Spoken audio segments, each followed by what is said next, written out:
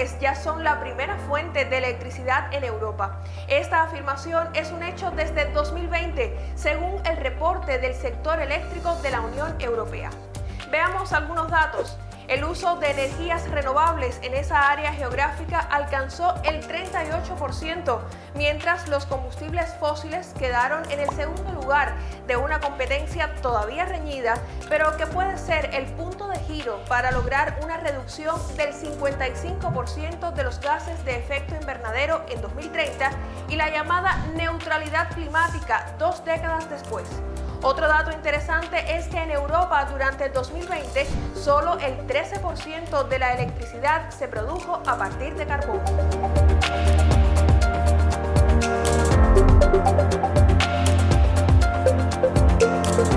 Este es un ejemplo de muchos que revelan cómo las miradas a nivel global se vuelven cada vez más hacia las fuentes renovables de energía, que por cierto también han sido protagonistas de la COP26 en Glasgow. Y esto es lógico. Recordemos que en el escenario actual crece la incertidumbre ante la disponibilidad de los combustibles fósiles y el riesgo que significan para los ecosistemas.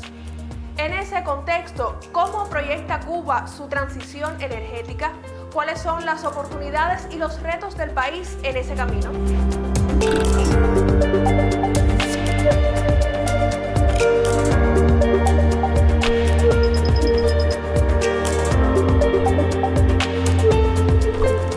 En la actualidad es muy frecuente el tema de las energías renovables, o sea, las que se obtienen mediante procesos y fuentes naturales con capacidad para regenerarse de forma continua.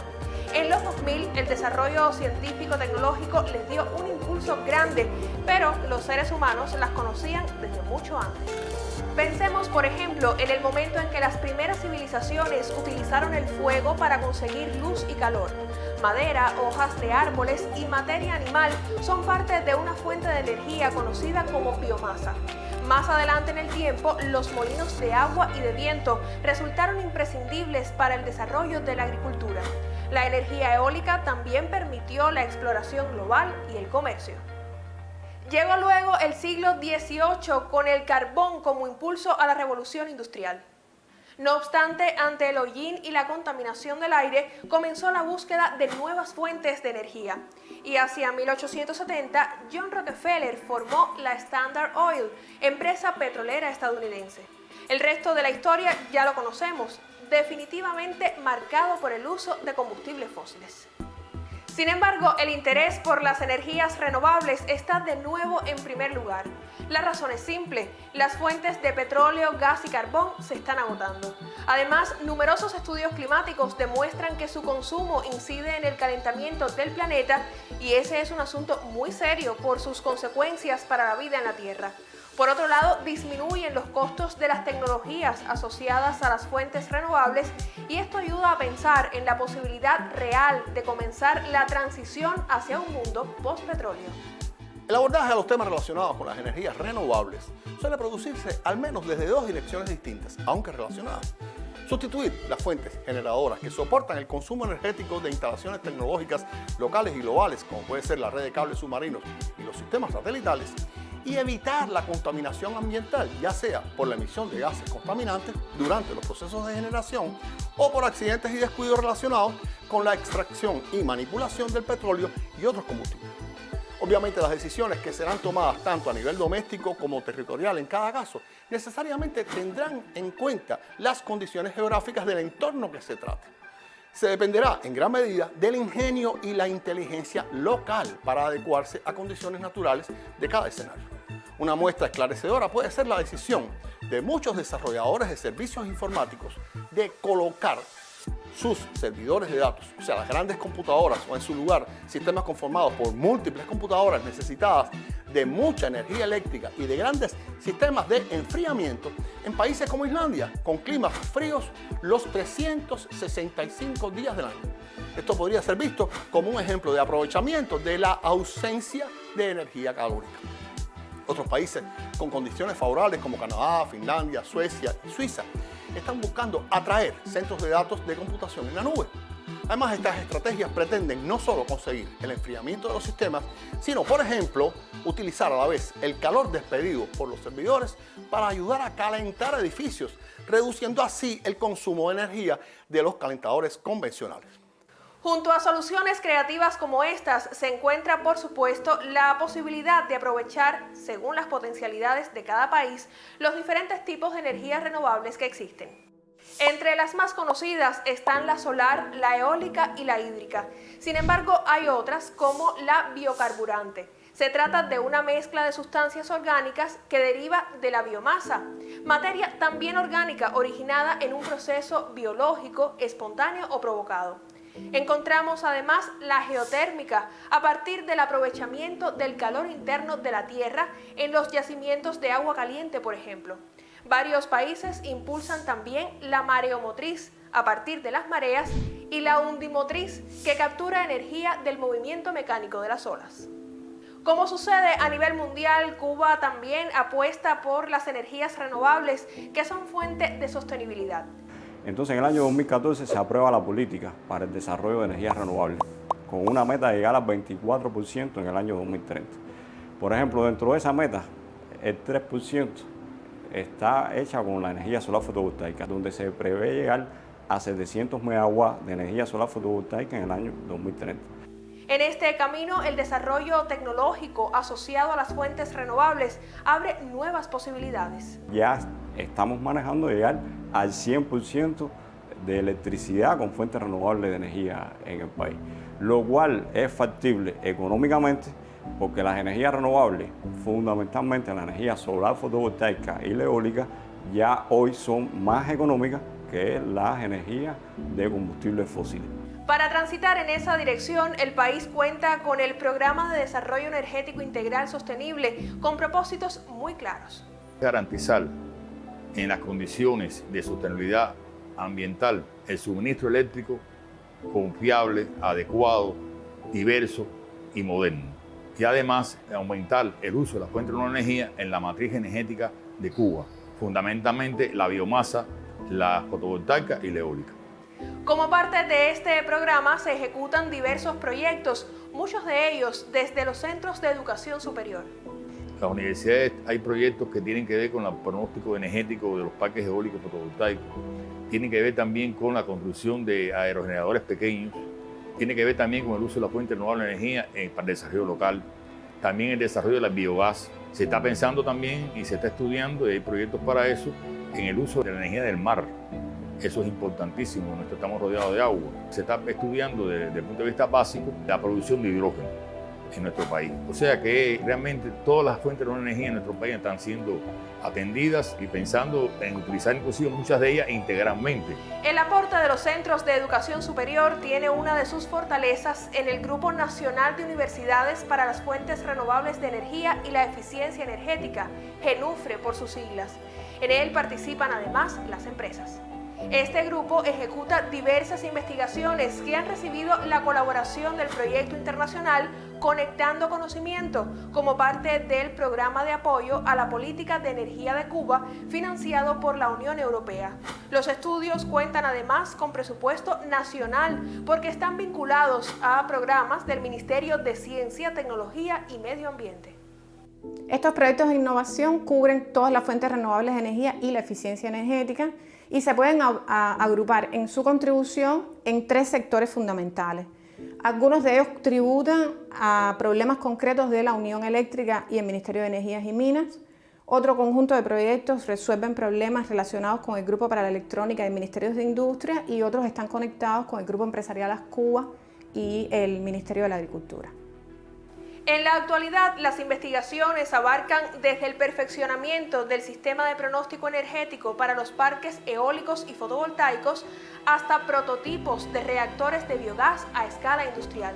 Los proyectos avanzan, sin embargo, los científicos llaman la atención sobre los principales retos que deben asumir. Uno de los más importantes es la necesidad de promover una cultura de innovación y su gestión a lo interno de las universidades, pero sobre todo transferirla al sistema empresarial. El que hoy se implementen políticas para desatar las fuerzas productivas, incluidas las de la ciencia, no significa que desde el punto de vista de las competencias para la gestión de la innovación estemos todos lo suficientemente preparados.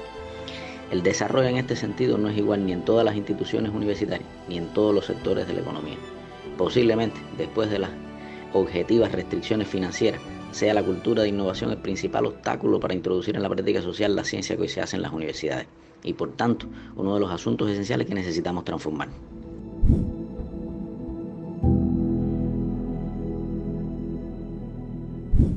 En el archipiélago cubano, una de las principales fuentes renovables de energía es, por supuesto, el sol. ¿Cómo aprovechar en el contexto nacional ese recurso para generar electricidad? Lo explica el doctor en ciencias Daniel Stolik, considerado por muchos como el padre de la energía solar fotovoltaica en Cuba.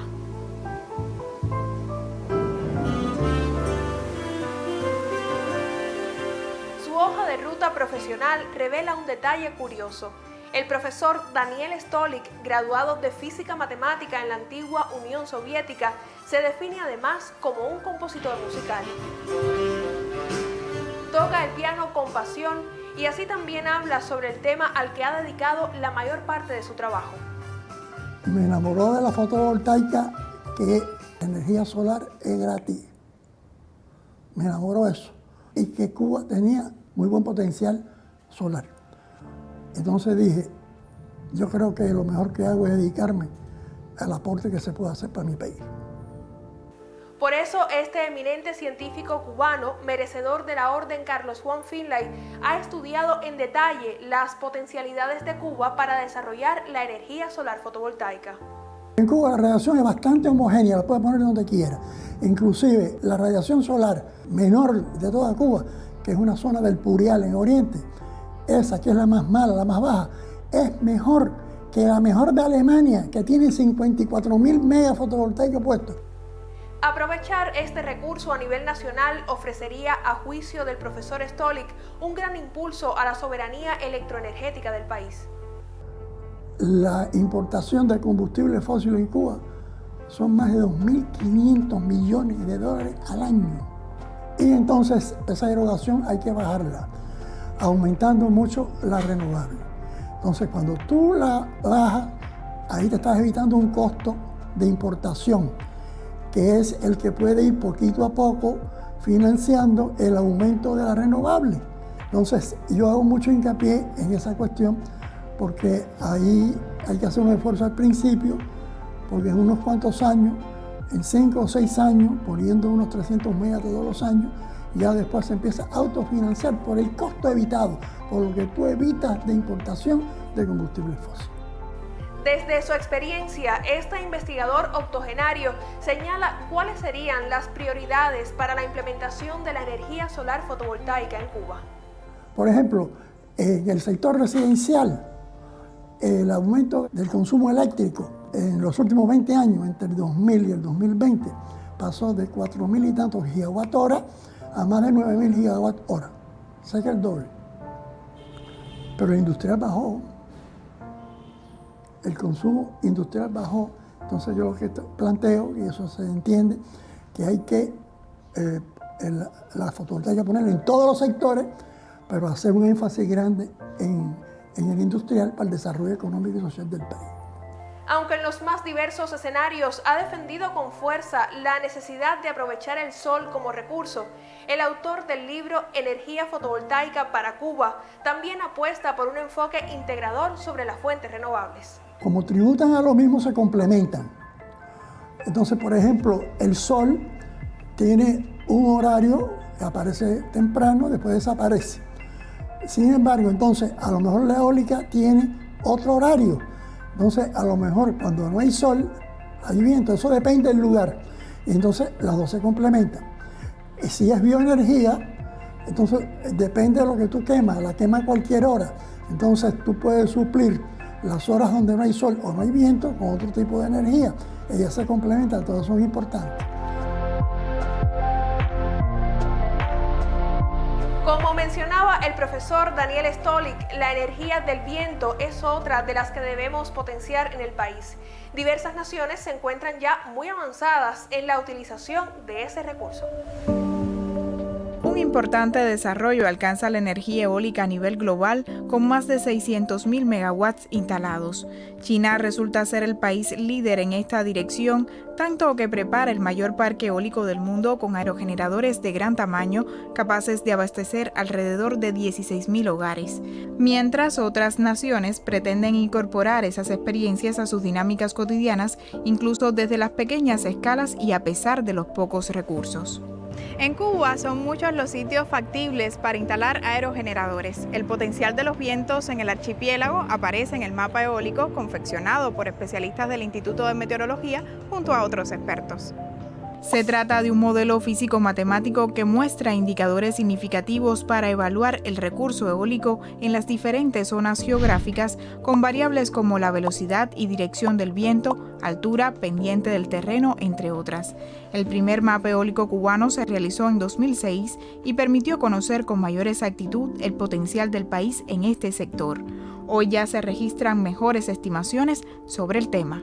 El potencial eólico estimado en Cuba oscila entre 5.000 megawatts y 14.000 megawatts, obtenido a través de mediciones y a través de los mapas eólicos.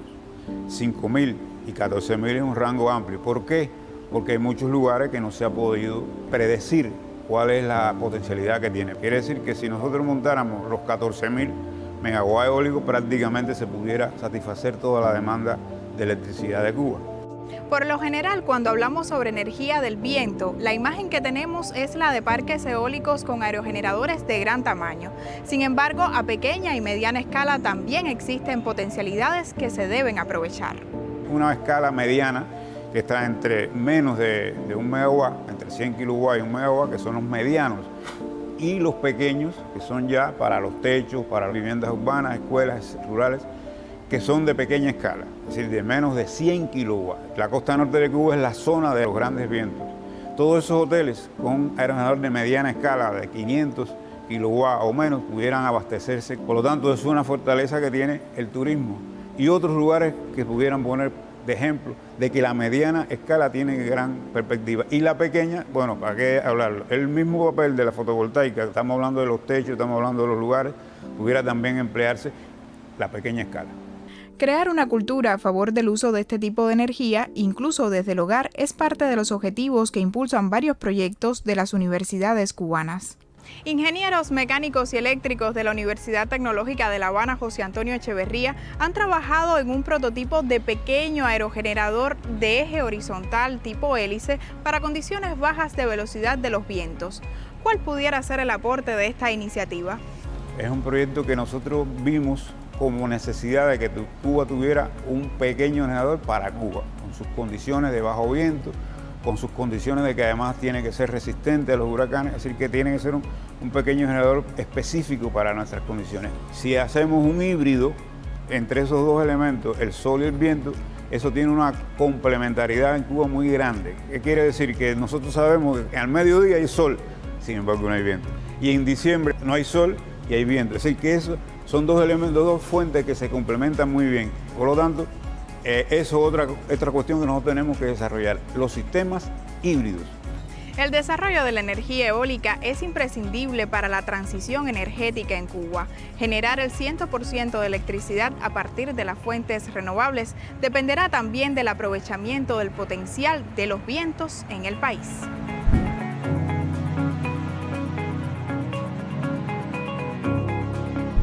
Junto al sol y al viento, otra de las fuentes renovables de energía es la biomasa. Como indica el prefijo bio, hablamos de materia orgánica de origen vegetal o animal. La biomasa tiene la característica de ser un almacén natural de energía solar. En Cuba tenemos varias fuentes de biomasa. La biomasa cañera, formada por el bagazo y la paja, el marabú, que es una biomasa forestal, el raleo de bosques y otras. La más importante para Cuba es la biomasa cañera, por su magnitud y por el dominio existente de la tecnología para su empleo. La cantidad de biomasa cañera dependerá del alcance de la zafra. Por eso hoy agricultores, científicos y decisores impulsan alternativas para recuperar la producción de caña. Pero, ¿qué otros factores dificultan el empleo de la biomasa en Cuba? En mi opinión, hay dos muy importantes. Primero, la tenencia en los centrales de tecnologías obsoletas e ineficientes que reclaman un reemplazo, lo cual implica inversiones, para lo cual no se dispone de todo el dinero necesario. Segundo, falta de mecanismos de comercialización de una buena parte de la biomasa disponible. Por ejemplo, los residuos forestales del desbroce de tierras para la siembra no se utilizan, entre ellos una buena parte es marabú, y las podas de árboles no se emplean tampoco. Ante esta realidad, ¿qué sugieren los expertos cubanos para aprovechar la biomasa como fuente renovable de energía? Lo principal es lograr las inversiones necesarias, organizar su comercialización y establecer precios para la electricidad generada con ella que resulten atractivos. Con todo ello, se logrará que la industria azucarera pueda generar electricidad la mayor parte del año. Uno de los enfoques novedosos que impulsan los científicos cubanos es la producción integrada de alimento y energía en el medio rural como un modelo de seguridad energética.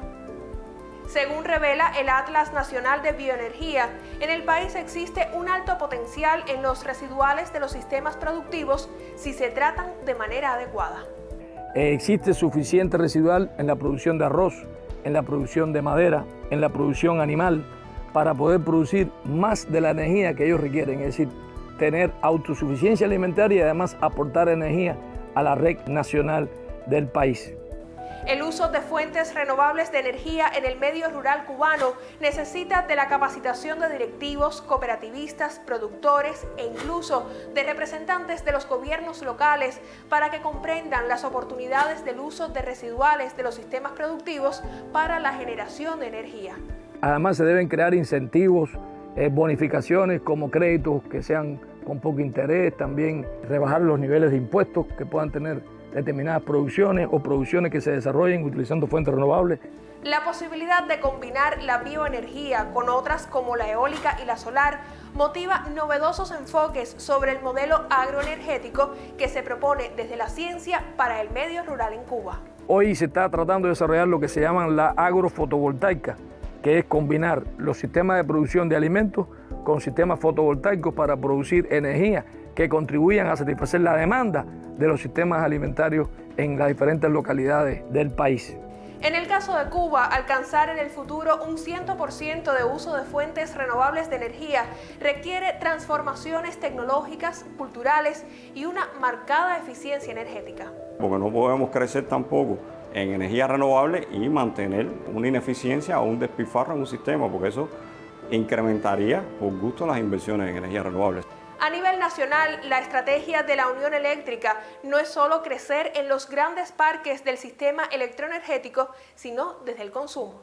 En las viviendas, en las empresas, hay muchas empresas mixtas que tienen posibilidades de hacer su energía renovable. Y realmente es algo que va a contribuir para nosotros poder llegar a tener el 100% de energía renovable. Es verdad que también hay que hacer más incentivos, que le sea más beneficioso a las personas, que se interesen más por estas tecnologías, porque mientras más las personas adquieran esta tecnología, más ahorro de combustible vamos a tener. La transición energética implica además electrificar otros sectores como el transporte. Entonces, ese transporte eléctrico atrás va a estar cargado con una electricidad renovable. Por ejemplo, energía solar, energía eólica, biomasa cañera. Entonces eso va a pasar también con otros sectores, por ejemplo, para industria en la producción de calor, en calderas que hoy consumen combustible también. Existen calderas eléctricas que consumen electricidad y esa electricidad atrás va a ser renovable también. Aunque el camino hacia las energías renovables ofrece sin dudas muchas posibilidades, los especialistas, como es lógico, señalan también algunas desventajas. Por ejemplo, la dependencia de fenómenos atmosféricos, por lo que se recomienda integrar varias fuentes de energía. Además, su almacenamiento no siempre es sencillo, de ahí que varias líneas de investigación a nivel mundial y también en Cuba se enfoquen en el desarrollo de baterías para esos sistemas. Su incidencia en la naturaleza también es objeto de estudio, aunque de manera general existe coincidencia en el hecho de que reducen la huella de carbono. Los estudios continúan y cada vez más el avance tecnológico en materia de energías renovables pasa del campo de la imaginación a la realidad con propuestas muy novedosas. Los desarrolladores proponen aplicaciones, vamos a decir, combinadas, como las concretadas en cubiertas y autopistas construidas a partir de celdas fotovoltaicas, también usadas para techar los vehículos domésticos que de forma creciente están pasando a funcionar a partir de la electricidad. Los ejemplos de portar las celdas en nuestra ropa y accesorios o convertir los propios cristales de las ventanas en generadores de electricidad a partir de las radiaciones que no son visibles son paulatinos acercamientos a estrategias de nuevo tipo en las que se sustituyan las fuentes energéticas convencionales por otras igualmente poderosas pero renovables y esperemos que menos dañinas. El tiempo dirá. Todas las fuentes renovables permiten impulsar la transición energética a nivel global y por supuesto en Cuba. Sin embargo, las características particulares de cada una requieren de análisis diferenciados en cuanto a metas, financiamientos y tecnologías. También se debe avanzar en el estudio de estas posibilidades para escoger entonces las variantes más adecuadas según el país, interés o necesidad. Sin dudas, estabilizar el uso de las fuentes renovables de energía dependerá en gran medida de la investigación y el desarrollo conseguido desde la ciencia.